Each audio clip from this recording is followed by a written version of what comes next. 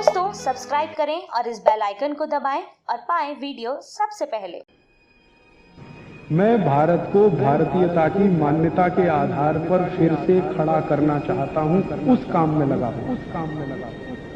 दूसरा पित्त का हिस्सा बहुत क्लियर है, एकदम स्ट्रेट फॉरवर्ड है कि घी ज्यादा खाएंगे पित्त आपका हमेशा सम रहेगा।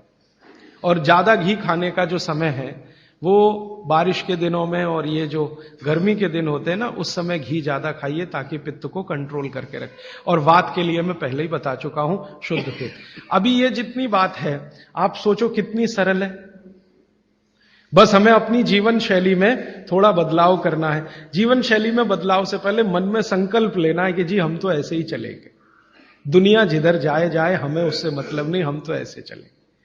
तो ये तीन चीजें अगर आपने देख ली तो बहुत अच्छा है। अब थोड़ा आगे चलें, अब और दूसरी चीजों पे मैं चलता हूं कि और कौन कौन सी चीजें हैं जो आपके आसपास हैं और आपके वात पित्त कफ तीनों को सम पे लाने में मदद कर सकती है। ये तीनों समभाग में रहें तो अच्छा होता है। और कौन कौन सी चीजें हैं? तो बागवती जी कहते हैं रसोई के बाहर जाने की जरूरत ही नहीं, सब वहीं है। भागवती जी ने एक सूत्र लिखा है, दुनिया का सबसे बड़ा औषधि केंद्र हमारा रसोई घर है। सबसे बड़ा औषधि केंद्र रसोई घर है। अब दुर्भाग्य से हम रसोई में जिनको मसाला कहते हैं ना, मसाला, वहां मसाला कुछ नहीं है, सब औषधि है। मसाले का और औषधि का अंतर मालूम है? ये मसाला तो शब्द ही भारत का नहीं है, पहले तो ये बता दूंगा। ये अरबिक शब्द है, फारसी से अरबी में आया, अरबी से हमारे घुस गया, हिंदी में और जगह जगह घुस गया। ये विदेशी आए तो ये शब्द भी आया। हिंदुस्तान में 17वीं 18वीं शताब्दी का साहित्य जब मैं पढ़ता हूं तो जब तक मुगलों का राज्य रहा तब तक मसाले शब्द का बहुत उपयोग है।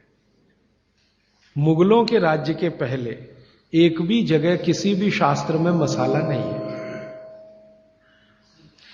चरक संहिता पढ़ी मैंने, कहीं भी मसाला नहीं है उसमें। सुश्रुत में कहीं मसाला नहीं है, बागवट की कहीं मसाला नहीं है।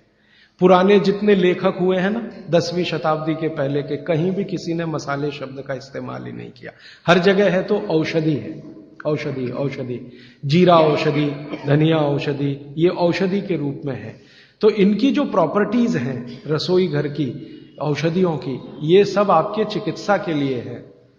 अब मुझे समझ में आता है कि हमारे पुराने जमाने की माताएं बहनें, जो हमारी दादी हैं, नानी हैं, उन्होंने अपनी अपनी बेटियों को जो कुछ सिखाया, सब्जी बनाना तो क्या क्या डालना, जीरा चाहिए, धनिया चाहिए, हींग चाहिए, मात्रा कितनी कितनी चाहिए, वो सब बड़े वैज्ञानिक और चिकित्सक लोग रहे होंगे। क्योंकि रोज हमारे शरीर में वात पित्त कफ की स्थिति सम और असम होती रहती है। आप जानते हैं सुबह जो है ना वात ज्यादा होता है शरीर में, सुबह सुबह।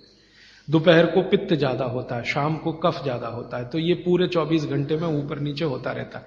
तो 24 घंटे में जो वात पित्त कफ ऊपर नीचे होता रहता है, तो सब्जियों में उसी के हिसाब से औषधियां डाली जाती है। जैसे दोपहर की सब्जी बने, दोपहर की, तो मेरी दादी को मैंने देखा था कि दोपहर की सब्जी बनाएगी तो अजवाइन जरूर डालेगी उसमें, और वही सब्जी रात को बनाती थी तो अजवाइन नहीं डालती थी। तो एक दिन मैंने दादी से पूछा कि यही सब्जी दोपहर को मैंने खाई तो इसमें अजवाइन थी, शाम को खाई तो नहीं, क्यों? तो उसने उत्तर तो नहीं दिया। तो उसने कहा मेरी मां ने ऐसा सिखाया। बस बात खत्म हो गई। अब उस समय मैं भी मान लिया कि ठीक है, उसकी मां ने सिखाया। अब जब मैंने काम शुरू किया ये चिकित्सा पर, तब मेरे समझ में आया कि अजवाइन जो है पित्तनाशक है। घी के बाद, देशी गाय के घी के बाद जो सबसे ज्यादा पित्तनाशक दूसरी कोई चीज है तो वो अजवाइन है। और दोपहर को पित्त भड़कता है, आप जानते हैं, और वो स्वाभाविक है क्योंकि खाना खाने के लिए पित्त भड़कना ही चाहिए। तो उस समय अजवाइन डाली जाती है सब्जी में, क्योंकि दोपहर को ही शरीर को अजवाइन की जरूरत होती है पित्त को सम पे लाने के लिए। तो भारत में ज्यादातर माताएं बहनें ये बात जानती हैं कि दोपहर की सब्जी में अजवाइन चाहिए। दोपहर का दही है ना, दही का मट्ठा, उसमें भी अजवाइन का बघार लगता है। दोपहर की जितनी भी चीजें हैं ज्यादातर अजवाइन ग्रस्त होती हैं या अजवाइन से बनती हैं, क्योंकि पित्त को सम पे रखना है। तो आप सोचो, जो लोग ये कर रहे हैं वो बिना कहे कितना बड़ा काम कर रहे हैं, हमने उसका वैल्यूएशन नहीं किया। ये हमारी मूर्खता। हमारे यहां तो एक बहुत बड़ा दुष्कर्म इस देश में हुआ है। अंग्रेजों के हम गुलाम हो गए, तो सब कुछ हम भूल गए, अपनी चीजें। अंग्रेजों ने जो सिखाया वही हमें याद है। तो हम जीडीपी का कैलकुलेशन करते हैं अंग्रेजों के फॉर्मूले से। जीडीपी निकलता है इस देश का, ग्रॉस डोमेस्टिक प्रोडक्ट। तो मैंने बहुत बार इस देश के अर्थशास्त्रियों से पूछा कि जीडीपी में आप विचित्र विचित्र कैलकुलेशन करते हैं। जैसे भारत की पुलिस है, उस पर जो खर्चा हो रहा है वो जीडीपी का हिस्सा है। अगर चोरियां बढ़ी, डकैतियां बढ़ी, तो पुलिस का खर्च बढ़ेगा तो जीडीपी बढ़ेगा। और प्रधानमंत्री छाती ठोक के कहेगा मेरे जमाने में जीडीपी 10% से ऊपर बढ़ गया। सो व्हाट, पुलिस का खर्च बढ़ गया, माने चोरियां बढ़ गई, डकैतियां बढ़ गई, अत्याचार बढ़ गए, अनाचार बढ़ गए, तो जीडीपी बढ़ गया। तो क्या बड़ी बात है।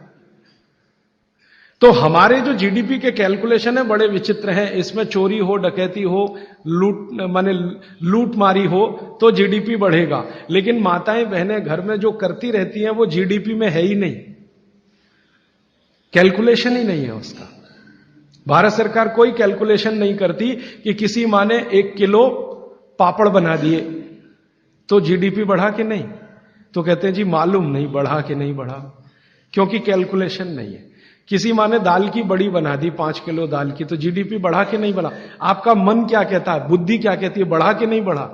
किसी ने बड़ी बना दी, किसी ने पापड़ बना दिए, किसी ने कुछ बना दिया, किसी ने गोंद के लड्डू बना दिए, किसी ने मावे का कुछ बना दिया, तो जीडीपी तो बढ़ ही रहा है। लेकिन हम कैलकुलेट नहीं कर रहे हैं उसको, क्योंकि अंग्रेजों के यहां महिलाओं का किया हुआ काम महत्व का नहीं माना जाता। अंग्रेजों के यहां ये जो अंग्रेज जात है ना दुनिया में, ये महिलाओं के किए हुए काम को काम ही नहीं मानती।